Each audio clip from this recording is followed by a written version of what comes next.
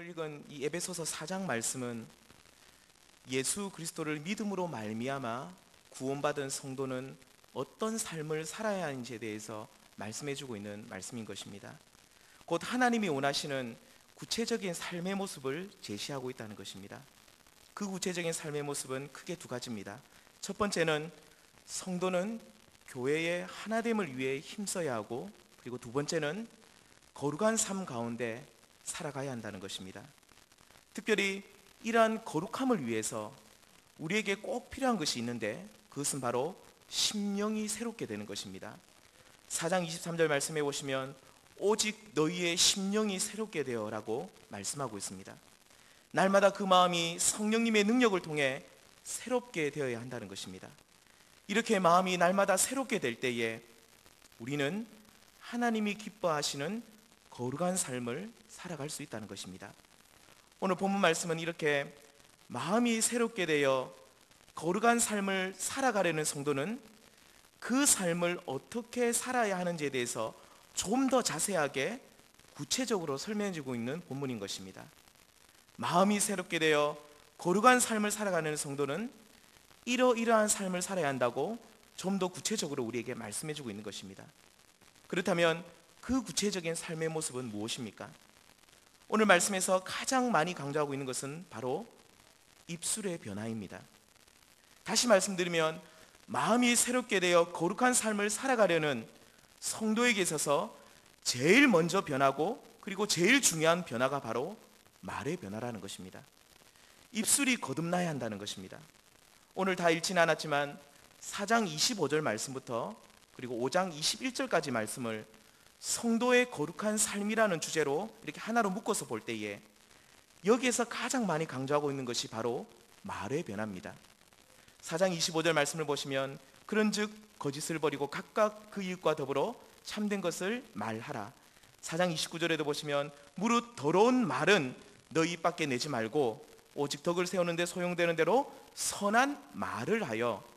그리고 31절에도 보시면 너희는 모든 악독과 노함과 분냄과 떠드는 것과 비방하는 것을, 여기서 말을 말합니다. 비방하는 말을 모든 악의와 함께 버려라. 5장 4절에도 보시면 누추함과 어리석은 말이나 희롱의 말이 마땅치 아니하니 오히려 감사하는 말을 하라. 5장 6절에도 보시면 누구든지 헛된 말로 너희를 속이지 못하게 하라. 이와 같이 마음이 새롭게 되어 거룩한 삶을 살아가는 성도에게 있어서 가장 중요한 변화가 바로 말의 변화, 입술의 변화라는 것입니다.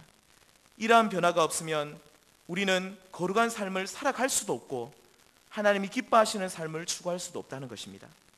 우리가 아무리 선한 일을 많이 한다 할지라도 입술의 변화가 없으면, 입술의 거듭남이 없으면 우리는 하나님 앞에서 거룩하지 못하다는 것입니다. 하나님이 기뻐하시는 삶을 살아가지 못한다고 성경은 계속해서 우리에게 가르쳐주고 있습니다. 이 말씀을 통해 우리는 다른 사람들을 바라보기 이전에, 다른 사람들이 어떠하다고 생각하기 이전에 먼저 우리 자신들을 살펴보기를 원합니다. 혹시나 우리 안에 다른 사람들을 비방하는 말은 없는지, 혹시나 우리 안에 정확하지도 않은 내용을 마치 진실인 것처럼 이리저리 퍼뜨리는 수군거림은 없는지 우리 자신을 먼저 살펴보기를 바랍니다. 이와 같이 입술의 거듭남은 우리 한 사람 한 사람의 거룩함에 있어서 필수적인 요소라고 성경은 계속해서 우리에게 가르쳐주고 있습니다. 이러한 입술의 변화에 대해서 우리는 개인적인 차원에서 뿐만 아니라 또한 교회 전체를 볼 때도 이 입술의 거듭남, 입술의 변화는 참으로 중요하다고 오늘 성경은 우리에게 계속해서 가르쳐주고 있습니다. 오늘 읽은 25절 말씀을 다시 한번 보면 이렇습니다. 그런즉 거짓을 버리고 각각 그 이웃과 더불어 참된 것을 말하라. 그 다음에 이리 말합니다. 이는 우리가 서로 지체가 됨이라. 여기서 거짓을 버리고 참된 것을 말해야 하는 이유는 우리가 서로 지체가 되기 때문이라고 말합니다.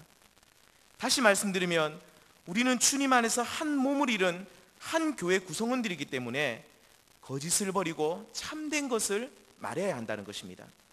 이 말씀을 다시 한번 생각해 보면 만일 우리가 참된 것을 말하지 않고 우리 교회 성도들에게 거짓을 말하면 주님의 교회가 심각한 타격을 받을 수도 있다는 말씀인 것입니다.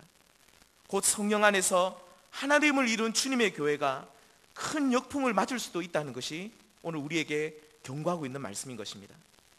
거짓된 말로 인해서 교회 안에 분쟁이 생길 수도 있고 시험에 빠지는 일이 생길 수도 있다는 것입니다. 사랑하는 성도님들, 오직 우리는 진실만을 말하며 서로에게 덕이 되는 말만 하기를 소망합니다. 그래서 하나님 앞에서 주님의 몸된 교회를 더욱 하나됨 가운데 세워나갈 수 있는 우리 모든 성도님 되시길 바랍니다. 거룩함은 하나님과 나와의 1:1 관계에서만 형성되는 것이 아니라 성도들과의 관계, 이웃과의 관계에서도 형성됨을 기억하시길 바랍니다. 특별히 여러 성도들과의 관계에 있어서 거룩함을 위해서는 입술의 변화가 반드시 필요하다는 것을 믿으시길 바랍니다. 수군거리고 비방하던 입술에서 진실만을 말하고 서로에게 덕이 되는 말을 할 수 있는 우리 모두가 되기를 바랍니다. 이러한 성도들 간의 그 관계에서의 거룩함이 교회를 하나됨으로 지켜나가며 주님의 몸을 세울 수 있다는 사실을 또한 꼭 기억하시기를 바랍니다. 마지막으로 이러한 입술의 변화에 있어서 가장 필요한 것은 또한 찬송의 회복입니다. 시편 33편 1절 말씀을 보시면 너희 의인들아 여호와를 즐거워하라 찬송은 정직한 자들이 마땅히 할 바로다. 하나님 앞에서 정직한 입술을 가지고 살아가는 성도는 날마다 찬송한다는 것입니다. 거짓을 버리고 참된 것을 말하는 성도는 그 입술 가운데 하나님을 찬송함이 있다는 것입니다. 우리 마지막으로 에베소서 5장 19절 말씀을 읽고 마치도록 하겠습니다. 5장 19절 말씀을 다 한 목소리로 함께 읽어보도록 하겠습니다. 함께 읽도록 하겠습니다. 시와 찬송과 신령한 노래들로 서로 화답하며 너희의 마음으로 주께 노래하며 찬송하며. 아멘. 정직한 입술을 가지고 그리고 날마다 거룩한 모습으로 이 땅을 살아가기를 소망하시는 모든 성도님들, 여기 계신 우리 모든 성도님들은 날마다 오직 마음으로 주께 노래하며 찬송하는 그런 귀한 은혜가 있기를 바랍니다. 찬송은 정직한 입술을 가진 자가 마땅히 행할 바라는 사실을 다시 한번 기억하시면서 우리 입술 가운데 날마다 찬송이 흘러넘쳐나기를 소망합니다. 거짓된 입술, 비방하는 입술, 수군거리는 입술을 버리시고 오직 서로 덕이 되는 말을 하며 하나님의 그 영광을 노래하며 찬송하는 우리 모든 성도님 되시길 바랍니다. 그래서 하나님 앞에서 거룩한 모습으로 살아가시면서 하나님을 영원하게 하시는, 그래서 주님의 몸된 교회를 세워가시는 우리 모든 성도님들 되시기를 바랍니다.